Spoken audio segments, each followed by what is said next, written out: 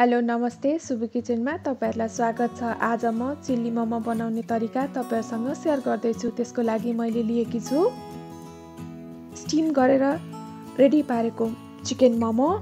त्यस्तै गरेर मैले लिएकी छु चिल्ली सस, टमेटो केचप, अनि खुर्सानी लिएकी छु मैले, अनि सोया सस, चिल्ली पाउडर, नुन लिएकी छु, अनि तेल लिएकी छु मैले।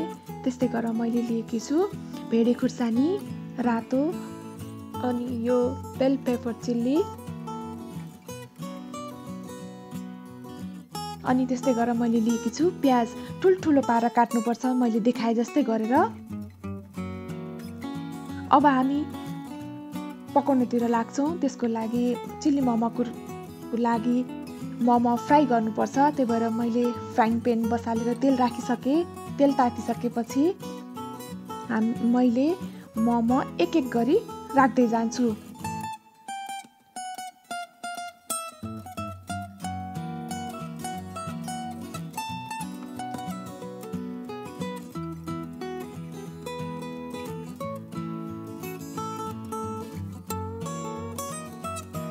अब मोमोलाई पल्टाउनु पर्छ।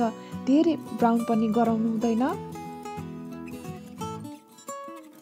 र मोमो फ्राई भइसकेपछि हामीले यसलाई निकाल्नुपर्छ अनि अरु इन्ग्रेडियन्टहरु पकाउनुपर्छ। त्यसको लागि मैले प्याज राखे र भेडे खुर्सानी पनि राख्छु।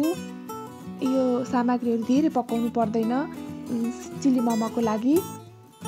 तपाईहरुले थुप्रै किसिमको भेडे खुर्सानीहरु लिन सक्नुहुन्छ। मैले रातो लिएकी छु र हरियो खुर्सानी पनि तपाईले राख्न सक्नुहुन्छ। खुर्सानी तपाईहरु चिल्ली मोमो आफैमा पिरो मोमो हो, त्यसको लागि तपाईले पिरो आफ्नो हिसाबले राख्न सक्नुहुन्छ। र मैले अब ससहरु राख्छु।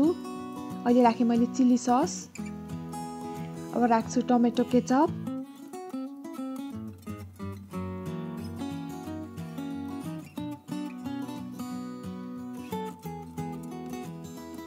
सोया सस राखे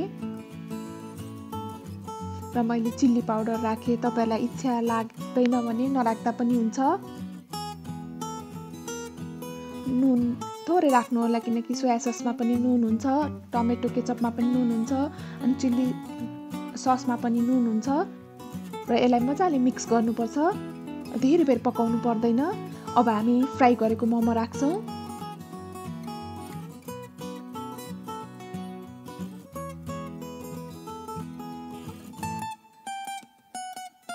र मजाले मोमोलाई मिक्स गर्छ।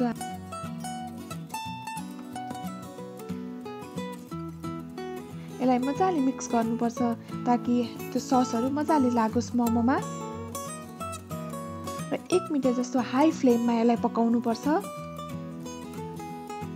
हेर्नुस् त कस्तो मिठो देखिएको छ। अब हाम्रो मोमो रेडी भइसकेको छ। मैले बाउलमा सर्भ पनि गरिसकेकी छु। आशा छ तपाईहरुलाई यो रेसिपी पक्कै मन पर्छ। मलाई आफ्नो प्रतिक्रिया दिनुहोला अनि मलाई हौसला र उत्साह बढाउनका लागि मेरो च्यानललाई सब्स्क्राइब गरिदिनु होला। हस् त, थ्यांक यू। अर्को भिडियोमा भेटौँला है त। Bye bye.